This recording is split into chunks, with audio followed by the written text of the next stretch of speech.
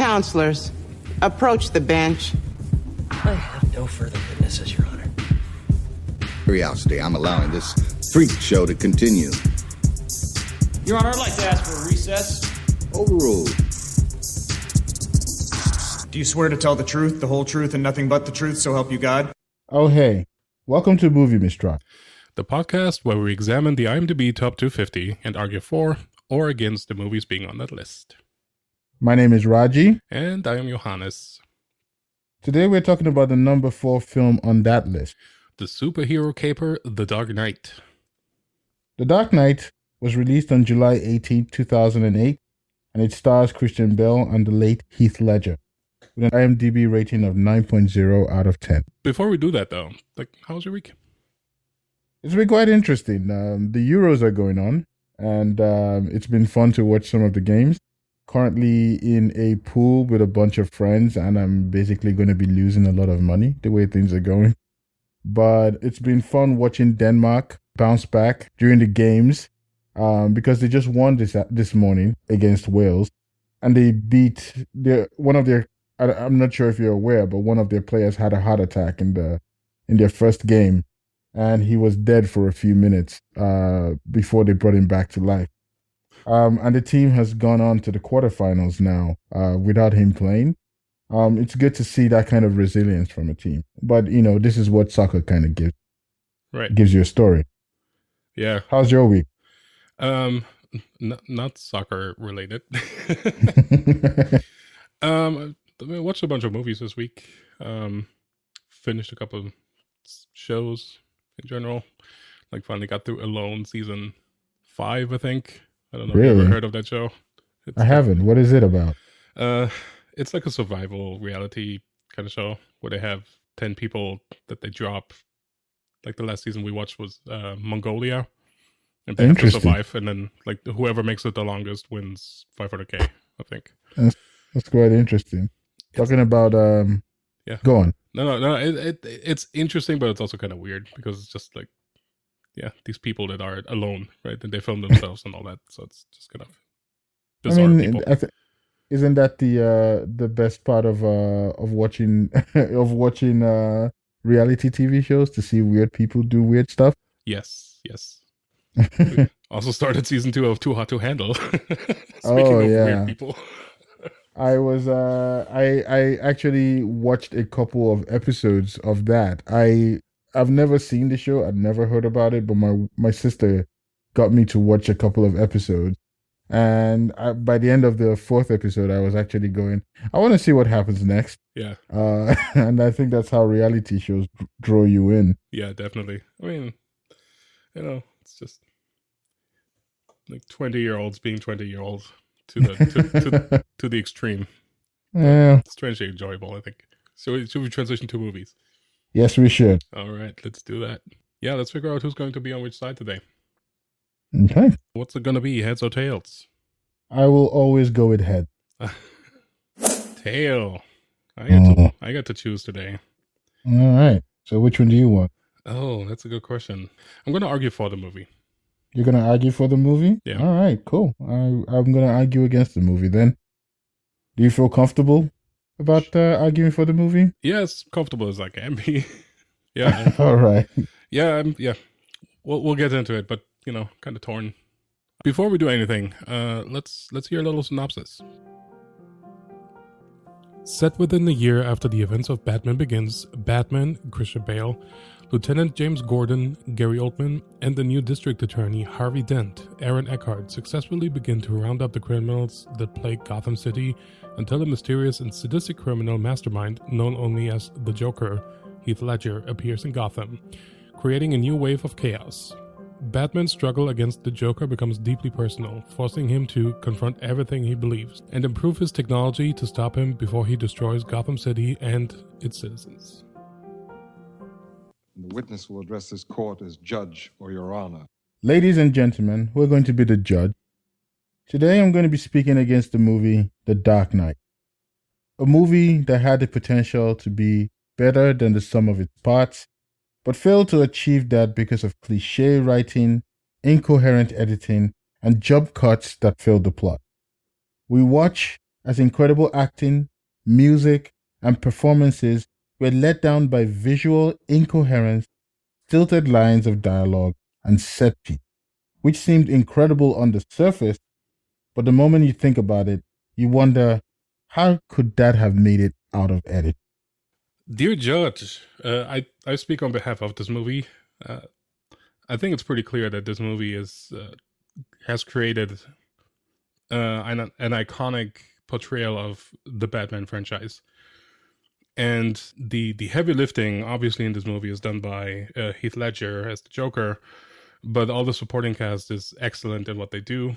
I admire the movie for its sense of realness and use of real locations and portraying a gigantic scope. And I admire the movie for the music that is being used and was created for this movie, and I sense it's been genre defining as well. And I admire the movie for telling us a story of chaos, but a chaos that at the end of the day is very controlled. I think it's one of the greatest movies, and it very deserves to be on this list. I probably should start with my conversation about some of the conversations that were had in this movie. It was interesting to listen to some of the characters as they did monologues of themselves, just staring into the sky, speaking out into the world. One example was at the very end of the film, where Commissioner Gordon was talking about how the White Knight had been killed, and now the world needs the Dark Knight to take his place, and it's not the hero we need, but the hero we deserve. And one of those scenarios, it just felt fake. It felt like somebody standing on a board, just speaking to the crowd, trying to be, the hero character in some way. I did not enjoy some of the conversations that were had in this film. I'll give you another example. When the character playing Two-Face opens the door after Commissioner Gordon rescues him, he said, "It seems like you've been playing this very close to your chest. It seems like you've told me, just as you told me, you've been playing this very close to your chest." The problem with that line was that Commissioner Gordon never told him that he was playing it close to his chest. It was a conversation that Bruce Wayne was having with Lucius Fox in the room, where he was asking him about CIA tools, and he says, "What are you going to use it for? I'm playing this very close to my chest."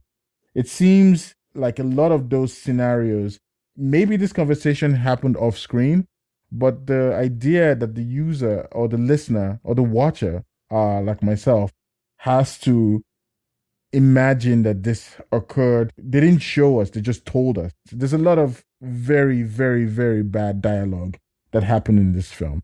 Outside of Heath Ledger's character, it all seemed very cliche. The moment that you reference is in reference to the surveillance tech that Bruce Wayne is funding.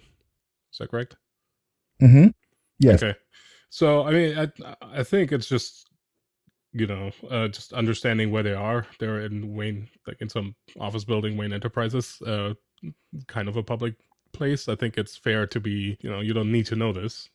and Bruce Wayne is still the boss of Lucius. So I think it's perfectly fair for that character to be like, well, I'm not going to tell you. Like, you don't need to know anything. He ends up telling him. He probably knew that there's going to be a lot of resistance due to the subject matter of that project, and there was. So I think faulting the film for that kind of dialogue is a little abrasive. But you have to.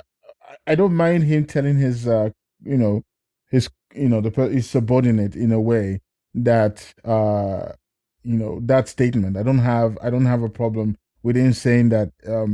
I'm playing it close to the chest. But the issue I have is that Harvey Dent turned to Commissioner Gordon and said, "You told me that you were playing it very close to your chest," after everybody had realized that Commissioner Gordon was dead. This is a conversation that did not occur at all in the film. But for some reason, we have to play along. I think it's just bad scripts because they didn't edit the script properly. It doesn't make any sense that the conversation that happened between Lucius Fox and Bruce Wayne in an office is now being pirated between Commissioner Gordon and Two-Face. The plot twist of Commissioner Gordon being alive. I think that's just part of the old movie trope of if you show or explain the plan, then the plan is destined to fail. And if you don't know about the plan, then you know the plan's going to work. And in this case, it's kind of the same thing, right?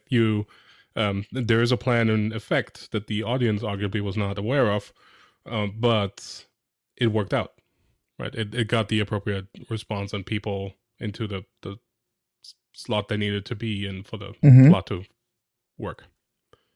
But I think that you bring up another point that I was going to make initially, and it's that there's a lot of big plot holes in this film where we need to suspend our disbelief a lot in this film. I'll give you one example. During the scene where Joker crashes Bruce Wayne's fundraiser for Harvey Dent, he goes in, he shoots into the air, he grabs Rachel, and Batman comes in and they fight. He fights the goons, and then he throws Rachel out the window and Batman flies after her. And all of a sudden, the next scene, we don't understand how he got away. How did the Joker escape that building?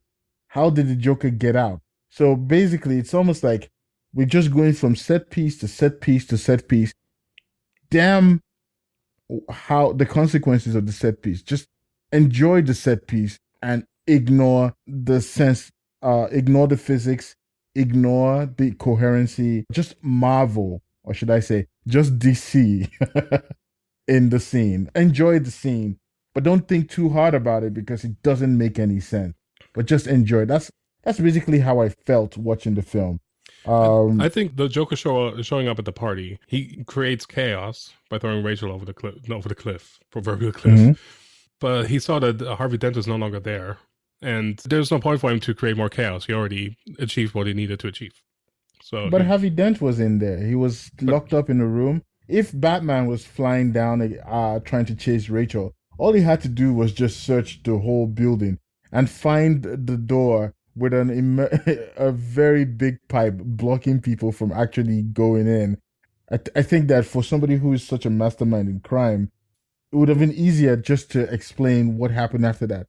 Another example was the guy who brought the gun to the courtroom. As Harvey Dent, who eventually became Two-Face, was going through the court case prosecuting the character, he reaches on his lap and whips out a gun. How did the gun get there? It doesn't make any sense.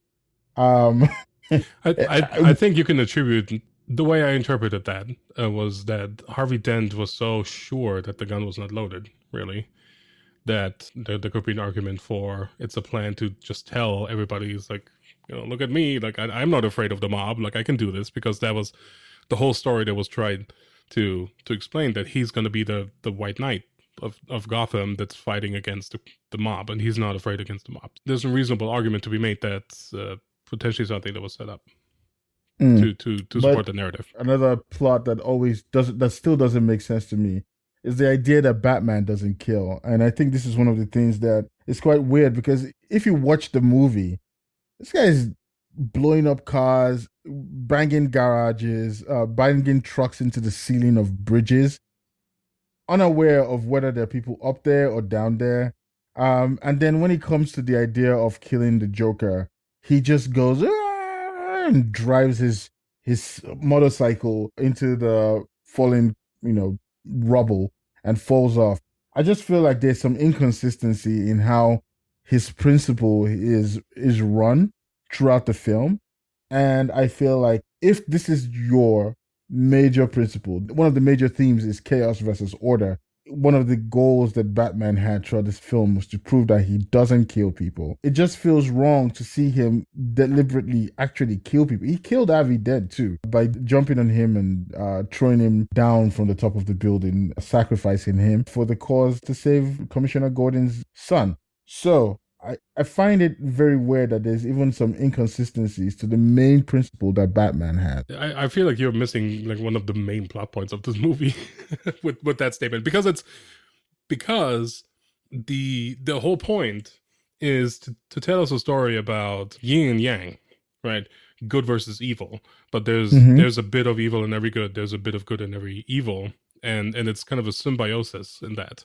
And the Joker is very skilled in bringing the bad and in triggering Batman, in doing things that are not part of his natural character. And I think that's the point of the movie. It's telling us there's a progression of the Batman character. There's a little arc of like being the beloved anti-hero of Batman, and then the no longer beloved anti-hero, like the actual villain, because he killed Harvey Dent, the White Knight. And I think the whole point of this is that at the end of the day, the Joker won and got what he wanted, and by using chaos and terrible things to manipulate Batman into doing the things he didn't want to do. So I'm going to concede a couple of things about this film. I think that the idea of chaos versus order was effectively done in this film. I also think that the character played by the Joker was immaculate, and Heath Ledger did an amazing job portraying the Joker in one of the most accurate comic book interpretations that we've had in the movies so far. But I think that if we remove Heath Ledger from the film, how strong do you think this movie really is? If you took out Heath Ledger and the Joker, I think you would severely butcher the movie, and you would have to do significant edits to create a cohesive story. But just kind of following that train of thought, I think you can still create an interesting narrative of a White Knight versus Dark Knight clash, where the Dark Knight, Batman, wants the White Knight to succeed, and in order to step down from being, the hero of the city. But then the White Knight turns for whatever reason. I think there's a compelling story there as well. But I think by having the Joker in there, that just puts fuel to the fire and that amplifies it a lot more. I get what you're saying. And I think that it's an effective argument against some of the points that I made. But I think that you have a situation where you have a less spectacular movie outside of the effectiveness of the Joker than if you had the Joker in. And I think it's an unfair argument in general for you to say, for me to bring out Heath Ledger. Fair enough. But I do think that you have a movie about Batman against the White Knight, the Dark Knight versus the White Knight.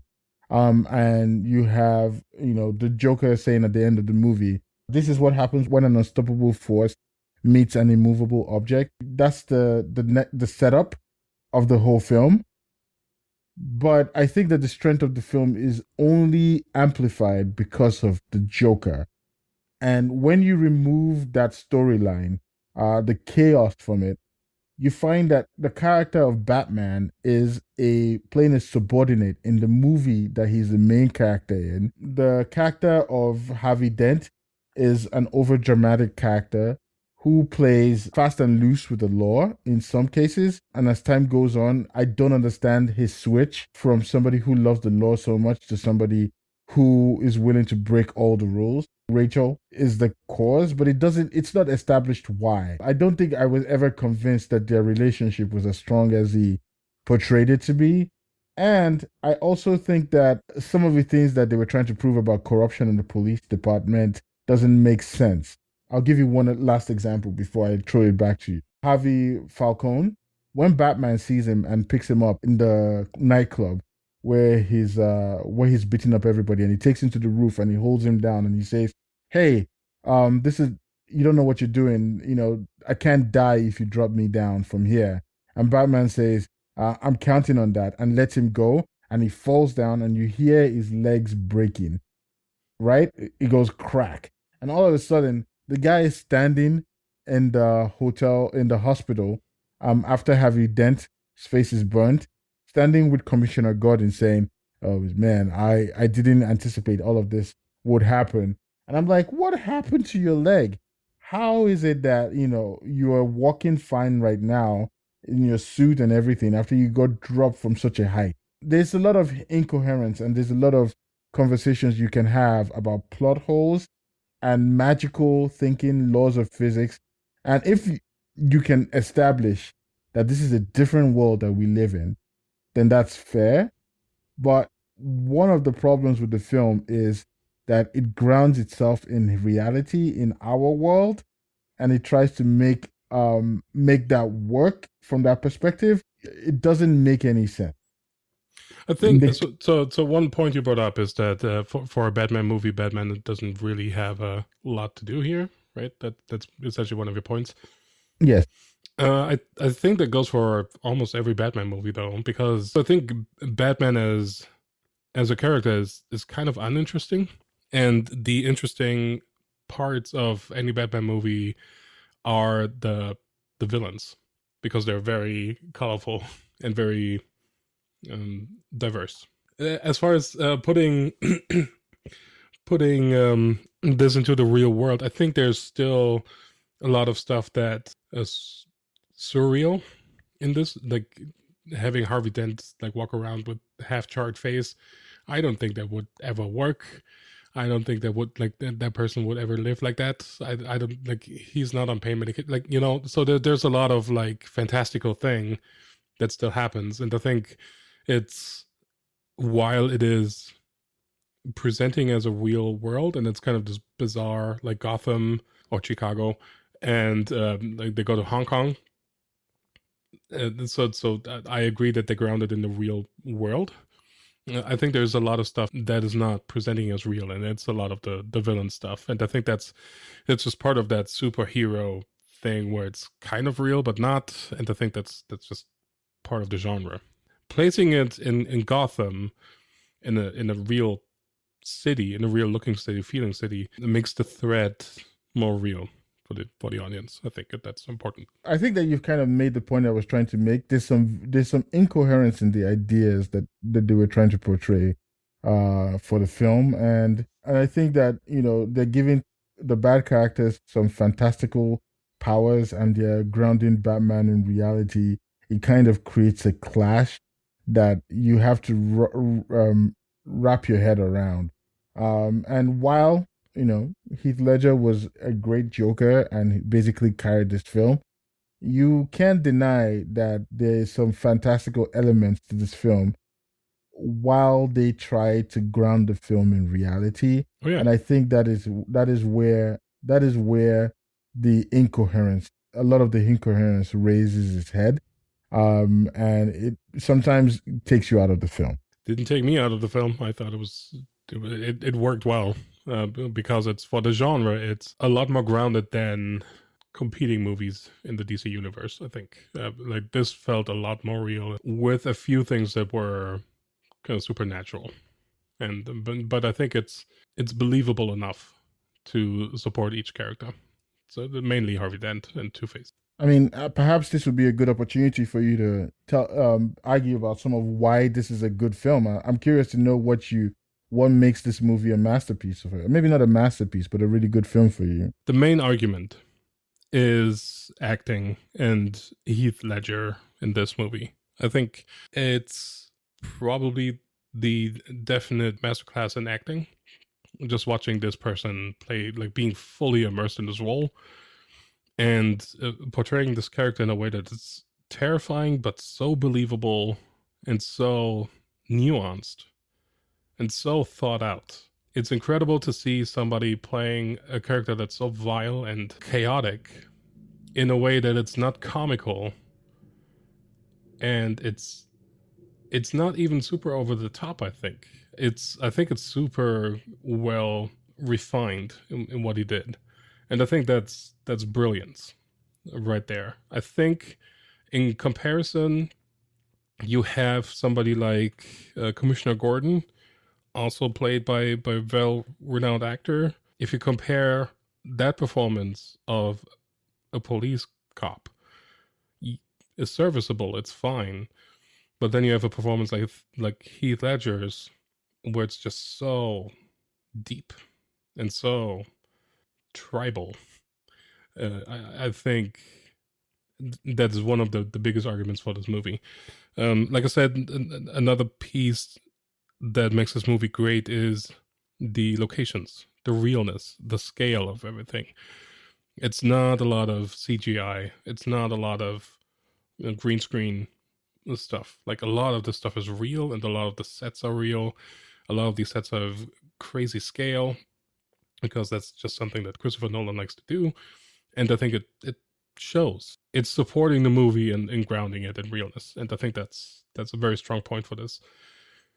And then lastly, I think the music is also a very strong point, where it's very defining of the genre. Kind of classic Hans Zimmer score, I think.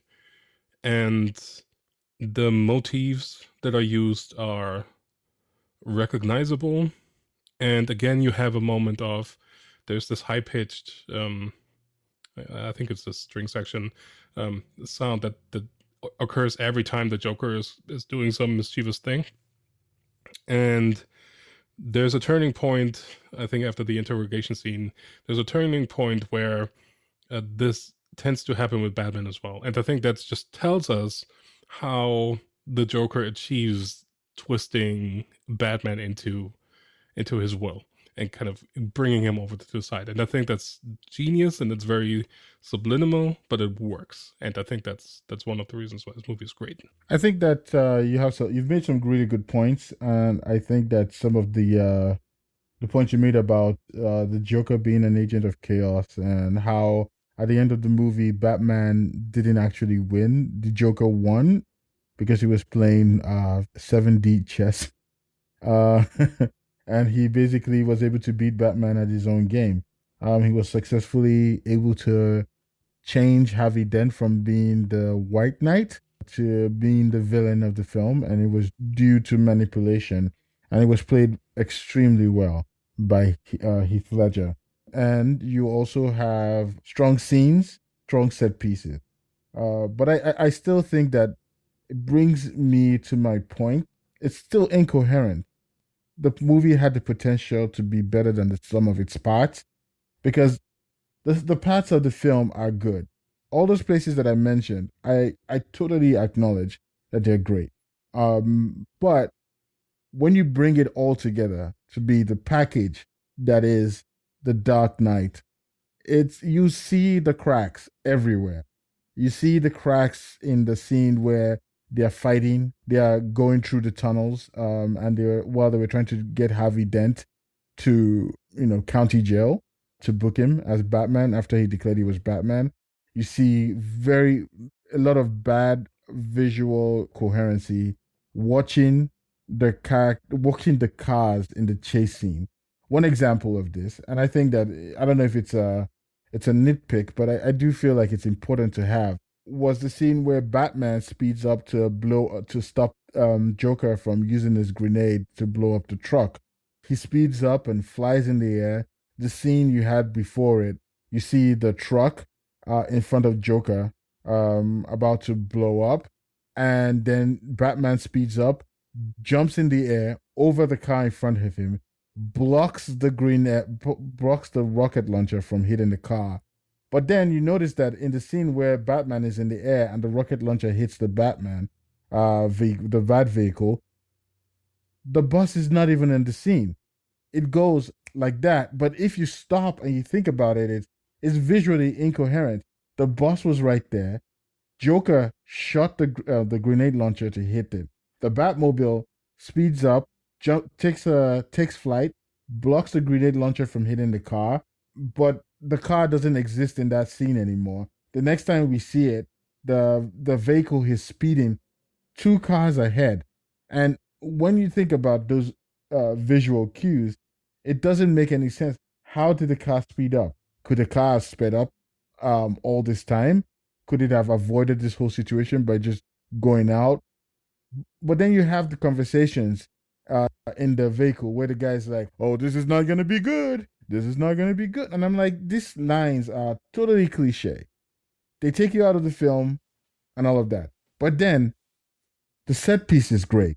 The action is great. The ideas are great. Oh, and the music is great. For me, the value of the film was in the set pieces and not in the dialogue or conversation. The director wrote the film first with the set pieces, and then he filled in all the conversations later with cliched lines that people just say. That's my take. I mean, I think you pointed out a lot of things that were great about that particular scene, and I think that speaks for itself, right? Where you have scenes like the set piece is great, the action is great, the music is great. Sure, dialogue could probably be refined here and there. I feel like you pointed something out that you would only see if you really stopped during that particular scene of like, hey, there's something missing there. So it's not blatantly obvious, I don't think. So I feel it's very nitpicky. And as you pointed out, that still with nitpicking the scene, it still had a lot going for it, and a lot of the foundation for the scene and for the movie that I pointed out are great. I think one of the arguments for this podcast is trying to determine whether the movie deserves to be in the current position where it's at. Absolutely, it does. You think that this is the fourth best movie of all time? I don't know if this movie got in because of the effects of Heath Ledger on the film, and I think the marketing of this film was incredible. But do you really think that it deserves to be in the position it's in with all the incoherency that we've seen throughout? It's a prime example of the modern action movie and the modern superhero action movie.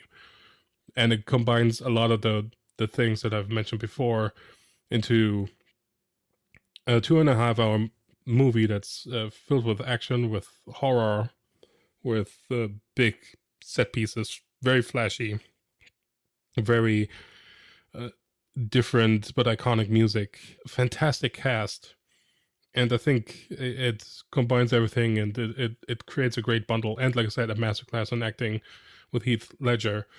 And I think it combines everything into a bundle of a movie that's totally worthy to be on this list. If we just look at Godfather 2 in comparison to this, I think this movie even deserves to be a number 3, not a number 4 on this list. Wow, that is a bold claim. A bold claim. I disagree with you. I think this movie needs to go down a bit. I think the thing that annoys me the most about this list as we go down is Casablanca is at number 43. And it's one of my best movies of all time. It just doesn't make any sense to me. Spoiler alert. I think that I've made the points that I need to make. Yep. And I'm hoping that the judge, ladies and gentlemen, you get to see it from my perspective. And hopefully you make me the winner of this conversation. Or you'll just, come to the reasonable side and see this movie as for what it is, a great movie. All right. Well, do you just want to have a normal conversation about The Dark Knight and your expectations? Your Honor, I'd like to ask for a recess. I think that there is a lot to be said about the themes of chaos and the themes of order. And I think that, Heath Ledger was the driving force in this film. Yep. If they had a poster of him at the top and he says The Dark Knight, I would probably have said, this movie should be described as that. But I did enjoy the themes of order and chaos because you can see how Batman changes from, he had a simplistic view of how criminals think. Yep.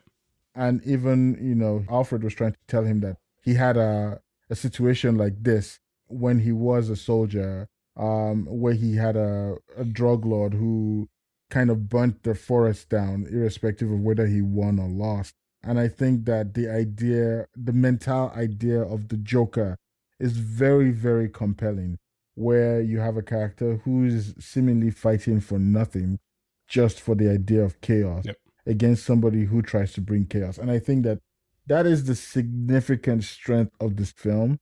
And I think that's the only reason why you give it props, because, like I said, the ideas are huge. I just think that the execution could have been better. You probably noticed that I never really went into editing because I very agreed with you that the editing is all over the place in this thing. I didn't notice it like the first few times I watched it, but then rewatching it this week and just kind of have a closer look at like more of the technicalities of things. So I watched this on HBO Max. It was PG-13, and in the beginning of the movie, I thought, is this a cut version? Like, is the movie usually rated R? Because it felt so clunky, and it felt like they edited something out. And I guess it's not. So I agree with you that there's a lot of bizarre cuts and edits and a lot of things that go nowhere. And always forgotten the party scene with Harvey Dent. With like I think that's a good example of that, where it's just like it doesn't go anywhere really. It's just another like example of the Joker doing chaos and having character exposition. And I think the plot is a little convoluted as well. Like I think the whole mafia thing is a little like going to Hong Kong to kidnap that one dude. I just felt like Christopher Nolan wanted to go to Hong Kong for a couple of weeks, right? I agree. And so I think there's a lot of flaws in that regard, and I agree with you on that. I do think the strength is Heath Ledger in this, and the commitment he put into the role. And it's very unfortunate that we are not able to see more of his talent. And I agree. And I do think him passing after the movie did put this movie on a specific pedestal, which is probably one of the reasons why it's so beloved and now so high on the list. I think my points of the film were totally valid. I mean, this is basically how I really feel about the film. As somebody who watches a lot of superhero films, I watch a lot of Batman films, and there are lots of Batman films that are a lot more visually coherent than this one. The editing is really bad. I don't know if you're aware of the older Batman films, the one from 1987 and 1989. Those ones told a better visual story, but the set pieces were not very strong. But this one, the set pieces are incredible. I mean, we see people sliding down from buildings, planes catching balloons. The stunts were incredible. The truck that flipped, the bank scene, the bank heist, and the introduction of the Joker, and then him driving the bus out. All of those stunts were incredible to watch. Yep. And I think that when you think about it, I just think that Christopher Nolan thought about the stunts first, and then he said, all right, let's make a story around it. Heath Ledger's acting was incredible. The scene where he walked out of the hospital, and while it was blowing, everything was blowing up, and he was pushing the button, and he turned around and goes, well, ooh, I guess it's not blowing up. And then it blew up, and he just walks off screen. I heard that was, what do you call it?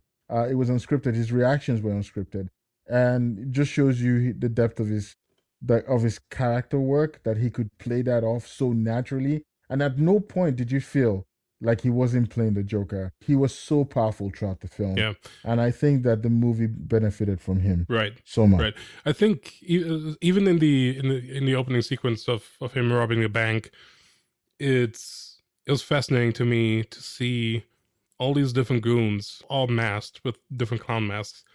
And you have Heath Ledger. This whole posture is different. And you can tell this is a different kind of character. This is somebody else, and I felt that was super powerful. And that just kind of goes like deeper and deeper and deeper.